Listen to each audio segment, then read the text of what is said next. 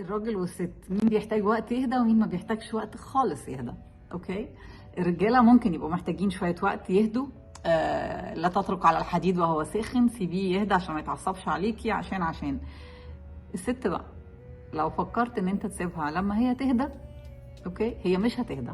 هي هتعمل زي كونسولتو، اوكي، في دماغها مع شويه ناس كده كتير قوي هنا. كل كلمه انت قلتها هتتحلل وهتتوزن، وهي هتشوف انت كنت جايز في يوم من الايام فكرت في عقلك الباطن كنت تقصد بيها ايه. اوكي، ف it's not recommended at all. ما تسيبهاش تستريح. لما تقول لك الست ازيك، معناها ازيك كده من غيري، عامل ايه، وحشتني، انت فين. اوكي، لما تقول لك براحتك، معناها ان راحتك اللي انت هتعملها دلوقتي مش ماشيه مع راحتي، فانت محتاج ان انت تعيد النظر شويه في الموضوع بتاع راحتي ده. لما تقول لك باي باي انا همشي او هنام او خلاص الموضوع اتقفل او انا منسحبه دلوقتي، اعرف ان انت عملت مصيبه، وان هي قررت ان هي هتروح لوحدها بقى تقعد كده علشان تطلع لك تاني بحاجه كبيره تانيه.